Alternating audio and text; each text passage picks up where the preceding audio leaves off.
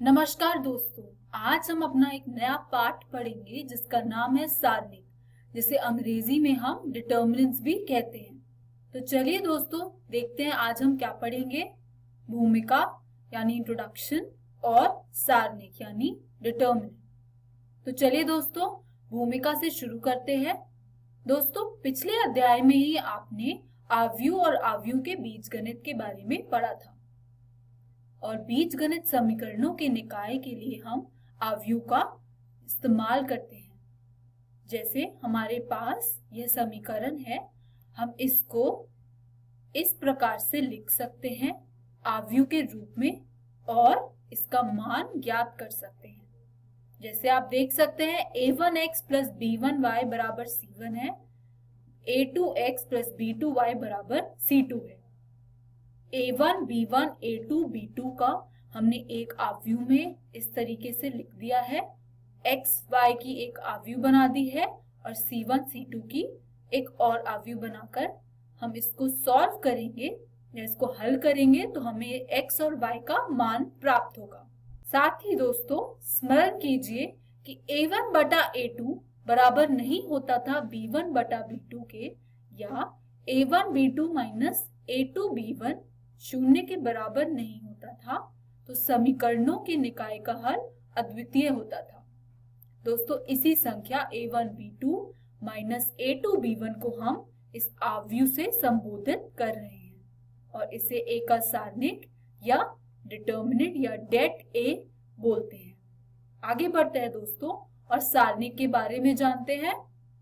दोस्तों, n कोटि के प्रत्येक वर्ग आव्यूह a बराबर aij को एक संख्या द्वारा संबंधित करा जा सकता है। प्रत्येक आव्यूह को दोस्तों एक अद्वितीय संख्या से संबोधित करते हैं। जैसे एक फलन लिया है दोस्तों f m से k तक, और f ऑफ a बराबर k द्वारा ये परिभाषित है, जहां a आ रहा है m से और छोटा k आ रहा है कैपिटल K से, तब f ऑफ a का सारणिक कहलाता है। यानी यदि आपके पास एक आव्यूह है दोस्तों a जो बराबर है a1 b1 a2 b2 के, तो इसका सारणिक होगा मॉड a, जिसको हम इस प्रकार से लिख सकते हैं, अपने आव्यूह के सारे अवयव मॉड के अंदर, जो होता है बराबर डेट a के। आगे बढ़ते हैं दोस्तों और देखते हैं एक कोटि के आव्यूह का सारणिक यानी determinant of a matrix of order 1। दोस्तों, माना एक कोटि का आव्यूह है a, जिसको हम इस प्रकार से लिखते हैं एक ब्रैकेट के अंदर a, तो a के सारणिक को a के बराबर परिभाषित किया जाता है। यानी क्योंकि इसमें केवल एक ही अवयव है तो इसके सारणिक का मान केवल a ही होगा। आगे बढ़ता है दोस्तों और देखते हैं द्वितीय कोटि के आव्यूह का सारणिक यानी determinant of a matrix of order 2। चलिए दोस्तों, एक आव्यूह लेते हैं 2 क्रॉस 2 की, जो कि हमें इस प्रकार से मिलेगी a11 a12 a21 a22। यानी अब हम इसका सारणिक या डिटर्मिनेंट निकालेंगे दोस्तों, तो हम इस तरीके से लिख सकते हैं। हम एक त्रिभुज को भी यहाँ पर एज अ सिंबल इस्तेमाल कर सकते हैं और हमने इसको आव्यूह को मॉड के अंदर रख दिया है। अब देखिए दोस्तों, इसका मान कैसे मिला है। हमने a11 का गुणन किया है a22 से और माइनस कर दिया है a21 गुणन a12, इस प्रकार से। चलिए आगे देखते हैं दोस्तों, एक उदाहरण के रूप में हम 2 क्रॉस 2 कोटि का आव्यूह का मान निकालते हैं। चलिए, हमें यह सारणिक दिया हुआ है, हम इसका मान निकालते हैं। किस प्रकार से? 2 का गुणन 2 माइनस 4 का गुणन माइनस 1 से, जो हमें मिलेगा 4 प्लस 4 बराबर 8। आगे बढ़ते हैं दोस्तों और देखते हैं 3 क्रॉस 3 कोटि के आव्यूह का सारणिक यानी determinant of a matrix of order 3 cross 3। दोस्तों, एक आव्यूह है aij बराबर, जिसकी कोटि है 3 क्रॉस 3 और इसका सारणिक कुछ इस प्रकार से दिखेगा मॉड के अंदर। चलिए दोस्तों, इसका सारणिक निकालते हैं। हम प्रथम पंक्ति के अनुदिश इसका प्रसरण करते हैं। चलिए पहला चरण देखिए दोस्तों, मॉड ए बराबर आपको दे रखा है। अब आपको आपकी पहली पंक्ति A11, A12, A13 दिख रही होगी। तो दोस्तों R1 के पहले अवयव A11 को देखिए, इसको हम -1 की पावर 1 प्लस 1 यानी -1 की पावर A11 में अनुलग्नों का योग, यानी इसकी पहली पंक्ति है और पहला स्तंभ है, इसीलिए 1 प्लस 1।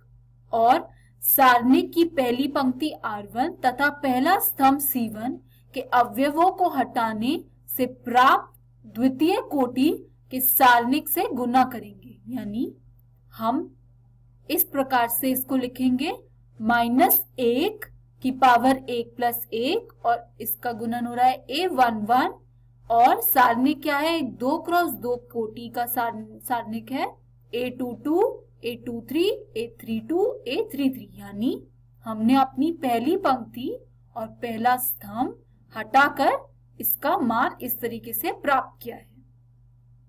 आगे बढ़ते हैं दोस्तों और दूसरे चरण पर बढ़ते हैं। A12 को लिखते हैं जो कि है R1 तथा C2 में स्थित, यानी हमें मिलेगा -1 की पावर 1 प्लस 2। 1 प्लस 2 क्यों? क्योंकि इसकी पहली पंक्ति है और दूसरा स्तंभ है। और A12 का गुणन A21, A23, A31, A33, यानी पहली पंक्ति और दूसरा स्तंभ को हटाकर जो 2 क्रॉस 2 कोटि का आव्यूह का सारणिक होगा उसका मान लिख करेंगे। इसी तरह दोस्तों तीसरे चरण में A13 R1 तथा C3 में जो स्थित है उसके लिए हम कुछ इस प्रकार से लिख सकते हैं -1 की पावर 1 प्लस 3 A13 और सारणिक किसका लिया है A21, A22, A31, A32, यानी दोस्तों चौथे चरण में हम A का सारणिक अर्थात मॉड A के व्यंजक को उपर्युक्त चरण 1, 2 व 3 से प्राप्त तीनों पदों का योग कर दे तो हमें कुछ इस प्रकार से अपना डिटर्मिनेंट या डेटे मिलेगा, यानी -1 की पावर 1 प्लस 1 A11 और इस सारणिक का आव्यूह प्लस -1 की पावर 1 प्लस 2 A12 और यह 2 क्रॉस 2 कोटि का सारणिक प्लस -1 की पावर 1 प्लस 3 A13 और यह सारणिक का मान।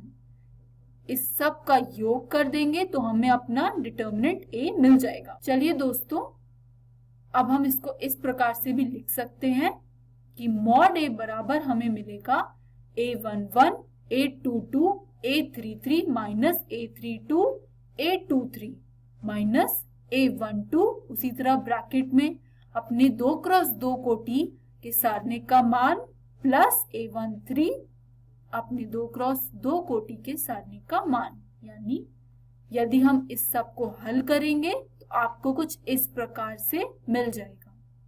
आगे बढ़ते हैं दोस्तों और इसी चीज को हम पहले स्तंभ C1 के अनुदिश भी प्रसरण कर सकते हैं, यानी अपने इस सारणिक में देखिए पहले स्तंभ को हम इसके अनुसार भी इसको प्राप्त कर सकते हैं। कैसे?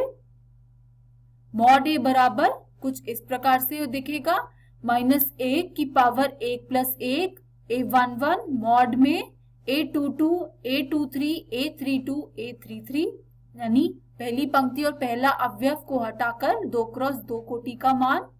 इसी तरीके से A21 के लिए हम लिख सकते हैं -1 की पावर 2 प्लस 1 A21 और 2 क्रॉस 2 कोटि का सारणिक। यहाँ पर दोस्तों दूसरा स्तंभ और पहली पंक्ति को हटाकर 2 क्रॉस 2 कोटि के सारणिक का मान लिखेंगे। इसी तरह हम अपने तीसरी पंक्ति और पहले स्तंभ के लिए यानी A31 के लिए भी इस प्रकार से अपना मान निकाल सकते हैं, यानी मॉड A बन जाएगा कुछ इस प्रकार से दोस्तों जब हम इसको हल करेंगे और हमें इसका मान इस तरीके से मिल जाएगा। अतः एक सारणिक को हम किसी भी पंक्ति या स्तंभ के अनुदिश प्रसरण करने पर हमें मान प्राप्त होता है। आगे बढ़ते हैं दोस्तों और एक उदाहरण करते हैं।